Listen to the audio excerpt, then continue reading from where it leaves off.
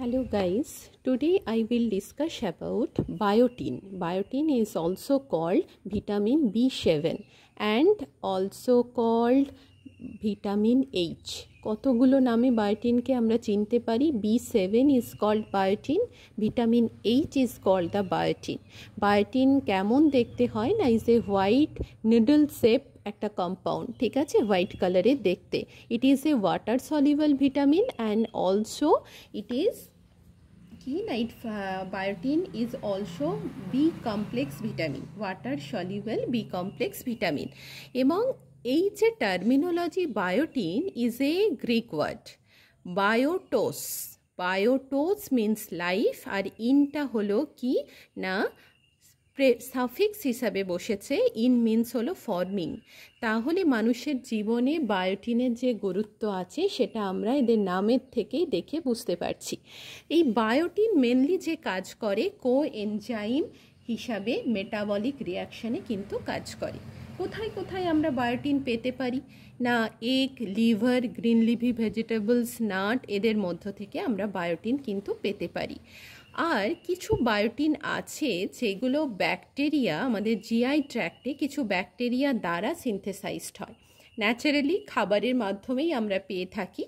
এছাড়া আমাদের জিআই ট্র্যাক্টে কিছু ব্যাকটেরিয়া আছে, গুড ব্যাকটেরিয়া, যারা কিনা বায়োটিনকে আমাদের বডিতে সিনথেসাইজড করে। পার ডে দেখা গেছে recommended dietary allowance 30 mcg per day adult এবং অ্যাডোলোরেসেন্ট গার্লস এবং বয়েজদের। ওকে, এবার দেখা যাক যে বায়োটিন কি কাজ করে না। বায়োটিনের মেন কাজ কি না, অ্যাজ এ কোএনজাইম হিসাবে কাজ করে। বায়োটিন function as a coenzyme with carboxylase. কি হিসাবে কাজ করছে না, কার্বক্সিলেজ। বোঝা গেছে গাইজ? তাহলে কোএনজাইম কার্বক্সিলেজ হিসাবে কাজ করে। It take part in carboxylation reaction. Carboxylation রিয়াকশনে কি হয় না, in which carbon dioxide is added to compound. এখানে কার্বন ডাইঅক্সাইড কি হয় না কম্পাউন্ডের সাথে অ্যাড হয়। This role is critical in energy metabolism. এটা কিন্তু এনার্জি মেটাবলিজমের একটা critical pathway.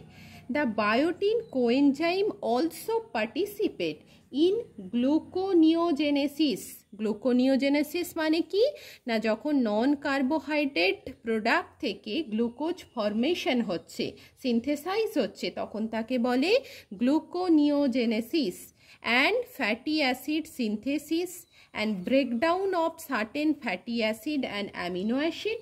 Evidence is accumulating that যে biotin also plays a important role in regulating gene expression. Hence the cell biology and fetal development এও কিন্তু বায়োটিন কি করে না হেল্প করে। এছাড়া তাহলে কি বললাম যে বায়োটিন কিন্তু মেনলি কাজ করে মেটাবলিক রিয়াকশানে কোএনজাইম হিসাবে। কি নাম কি, কার্বক্সিলেজ। কার্বক্সিলেজ রিয়াকশানে কি হয় না, carbon dioxide is added to compound. Carbon dioxide কম্পাউন্ডের সাথে যুক্ত হয়।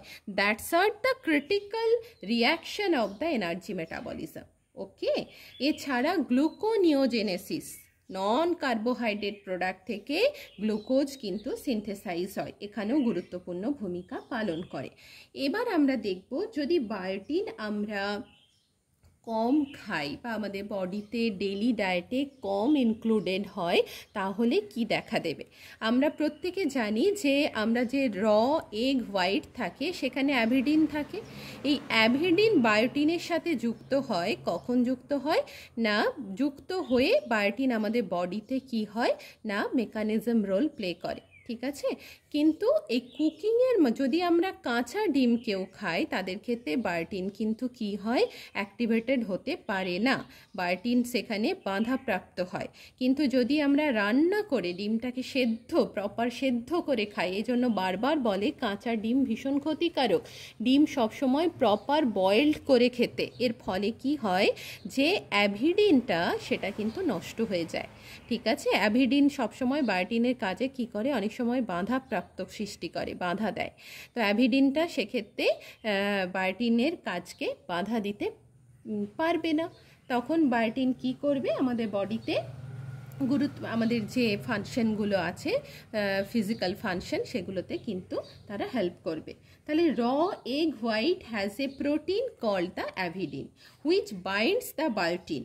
তাহলে consuming raw egg for the prolong period of time may predisposes individual to a deficiency. কাঁচা ডিম খেলে বায়োটিনের ডেফিসিয়েন্সি হবে।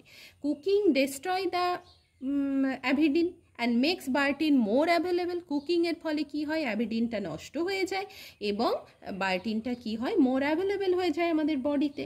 ঠিক আছে, এছাড়া আর কি হয় যে ম্যাল অ্যাবসর্পশন, যদি ঠিকঠাক মতো অ্যাবসর্পশন না হতে পারে এই তখনও কিন্তু বায়োটিনের ডেফিসিয়েন্সি হয়। আর কি হয় না, প্যারেন্টেরাল নিউট্রিশন, যখন কোনো বডিকে তাদের জিআই ট্র্যাক্টে সমস্যা থাকে, এরকম চলতে থাকে, প্যারেন্টেরাল নিউট্রিশন দেওয়া হয়, এন্টারাল প্যারেন্টেরাল নিউট্রিশন, তখনও কিন্তু অনেক সময় বায়োটিনের ডেফিসিয়েন্সি হয়ে থাকে। এছাড়া যদি এই ডেফিসিয়েন্সি হয় তাহলে কি সাইন সিমটমস দেখা দেবে না, প্রথমে যেটা দেখা দেবে সেটা হলো ডার্মাটাইটিস। ডার্মাটাইটিস মানে কি, redness and soreness of the skin. Dermatitis মানে রেডনেস, আমরা দেখেছি স্কিনের মধ্যে ইরিটেশন হয়, স্কিনগুলো ফুলে যায়, and soreness of the skin. Conjunctivitis, চোখের ভেতর ইনফ্ল্যামেশন হওয়া, লাল হওয়া, ফুলে যাওয়া।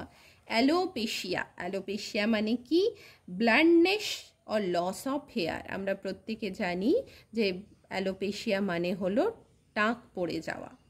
Lethargy and depression, হ্যালুসিয়েশন।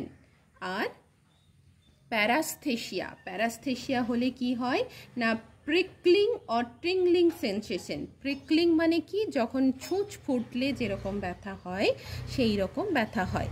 ঠিক আছে, এই রকম ব্যথা হয়। আর হাইপোটোনিয়া, হাইপোটোনিয়া হলে কি হয় যে decrease the tone of the muscle, muscle টোনটা আস্তে আস্তে কি হয় যে কমে যেতে থাকে, এটা কিন্তু হাইপোটোনিয়াতে দেখা দেয়। আর toxicity is not the common, toxicity কিন্তু বায়োটিনের খুব একটা দেখা যায়নি আজ পর্যন্ত। ঠিক আছে, এটা দেখা যায়নি। বাকি বায়োটিন সম্পর্কে যা বলেছি তোমাদের কেমন লেগেছে তোমরা সেটা জানাবে আমাকে। আর ভালো লাগলে অবশ্যই বেল আইকনটি ক্লিক করবে।